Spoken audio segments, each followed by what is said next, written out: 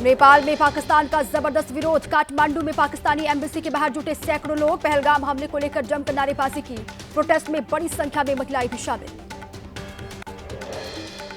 पाकिस्तानी आतंकी हाशिम मूसा उर्फ आसिफ फौजी की तलाश में जम्मू कश्मीर पुलिस। हाशिम मूसा ने ही पहलगाम में हमला किया।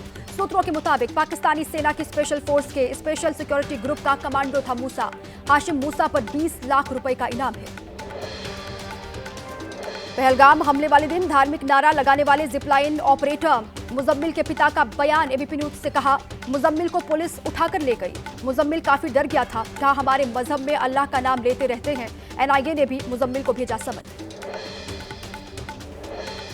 पाकिस्तान ने एलओसी पर लगातार 5वें दिन युद्ध विराम का उल्लंघन किया है। कुपवाड़ा से अखनूर तक एलओसी पर फायरिंग की गई। भारतीय सेना ने दिया मुंहतोड़ जवाब। भारतीय सेना का मूवमेंट जानने में जुटा पाकिस्तान। पंजाब के टोल प्लाजा और स्टूडेंट को फोन करके जुटा रखे हैं जानकारियां।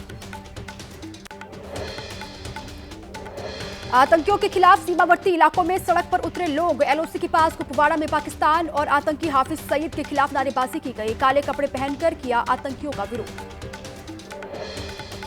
कांग्रेस के गायब वाले पोस्टर पर बीजेपी का हमला। प्रवक्ता गौरव भाटिया ने कहा सर तन से जुदा है कांग्रेस की विचारधारा। पाकिस्तान के टावर से मिल रहे हैं कांग्रेस को सिग्नल। राहुल गांधी के कहने पर जारी हुआ गायब वाला पोस्टर। गौरव भाटिया ने कांग्रेस को कहा लश्कर पाकिस्तान। बोले नफरत के बाजार में कांग्रेस का मॉल पाकिस्तान के लिए खुल रहा है। पूछा जब हम आतंकियों को सबक सिखाते हैं तो कांग्रेस के हैंडल से ऐसे पोस्ट क्यों आते हैं। कांग्रेस के गायब वाले पोस्टों को लेकर बीजेपी के सवालों का उदित राज ने दिया जवाब। कहा गलत विश्लेषण कर रही है बीजेपी। तस्वीर के जरिए यह दर्शाने की कोशिश की गई कि प्रधानमंत्री ना मीडिया से बात कर रहे हैं और ना ही ऑल पार्टी मीटिंग में आ रहे हैं। वो कहां है।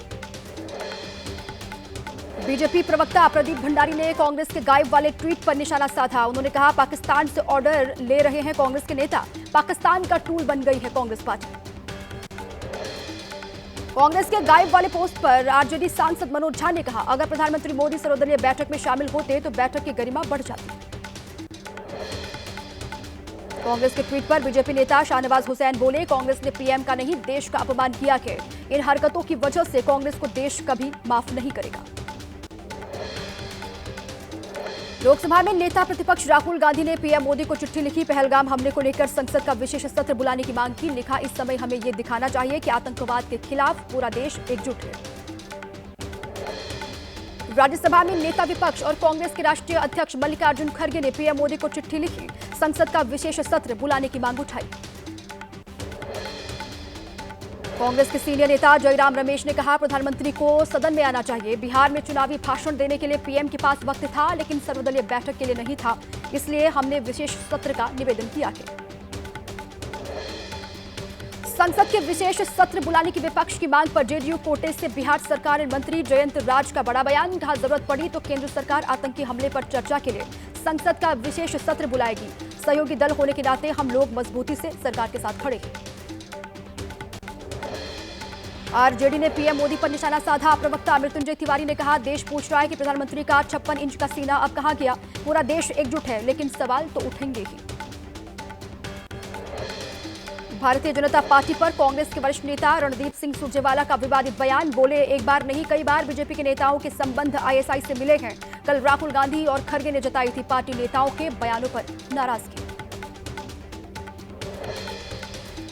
कांग्रेस नेता शशि थरूर का बयान। कहा दिया जाना चाहिए पहलगाम हमले का कड़ा जवाब, बाद में तय की जा सकती है जवाबदेही। मेडिकल वीजा पर भारत आए पाक नागरिकों के वापस लौटने का आज अंतिम दिन है। सोमवार तक 800 से अधिक पाकिस्तान लौटे। वाघा सीमा के जरिए 1000 से अधिक भारतीय लौटे घर। केंद्र सरकार के आदेश के बाद दिल्ली में रहने वाले कई पाकिस्तानी नागरिक दिल्ली पुलिस के स्पेशल ब्रांच ऑफिस में पहुंचकर अपनी जानकारी दे रहे हैं। पाकिस्तानी नागरिक नजीबुल्लाह ने एबीपी न्यूज से कहा जिन लोगों ने आतंकी हमला किया है उन्हें सख्त से सख्त सजा मिलनी चाहिए।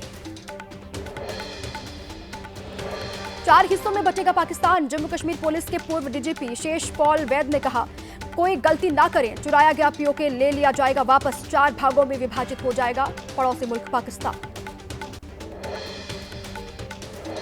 अहमदाबाद के चंडोला इलाके में अवैध बांग्लादेशियों की कॉलोनी पर चला प्रशासन का बुलडोजर। इस अभियान में 80 जेसीबी और 60 डंपर लगे हुए हैं। मौके पर 2000 पुलिसकर्मी मौजूद हैं। एएमसी और गृह विभाग के समन्वय से ऑपरेशन क्लीन को दिया जा रहा अंजाम। हर गतिविधि पर ड्रोन से की जा रही है निगरानी। अहमदाबाद पुलिस ने 800 से ज्यादा संदिग्ध बांग्लादेशियों को हिरासत में लिया है। अवैध बांग्लादेशी होने की पुष्टि होते ही शुरू होगी निर्वासन की कार्रवाई। 26 अप्रैल को पुलिस ने चलाया था ये ऑपरेशन। यूपी के श्रावस्ती में अवैध मदरसों पर कार्रवाई लगातार जारी। अब तक 32 मदरसे सील किए जा चुके हैं। Bharat Nepal no man's land पर बनी मस्जिद के हिस्से को भी ढहाया गया। 127 सरकारी जमीनों से अतिक्रमण हटा दिया गया है। नेपाल से सटे जिलों में हुआ बुलडोजर एक्शन। सीमा क्षेत्र से सटे इलाकों में अतिक्रमण के खिलाफ एक्शन चल रहा है। बहराइच समेत 5 जिलों में सरकार ने की कार्रवाई। बहराइच में मदरसे में चल रही थी तंत्र मंत्र की पाठशाला। शिकायत मिलने पर जांच के लिए पहुंचे अधिकारी। मदरसे के अंदर मिली संदिग्ध गतिविधियां, संचालक से की जा रही है पूछताछ। पाकिस्तान की कैद में बीएसएफ जवान पूनम साहू की पत्नी पहुंची कांगड़ा के बीएसएफ कैंप। पति की रिहाई के सिलसिले में अधिकारियों से बात की। पूनम साहू को पाकिस्तानी रेंजर्स ने 23 अप्रैल को पंजाब के फिरोजपुर जिले में अंतर्राष्ट्रीय सीमा पार करने के बाद हिरासत में लिया था। दिल्ली में युग्म कॉन्क्लेव में शामिल हुए पीएम मोदी। पीएम ने अपने संबोधन में कहा, देश में एआई आधारित one nation one digital infrastructure का निर्माण किया गया है।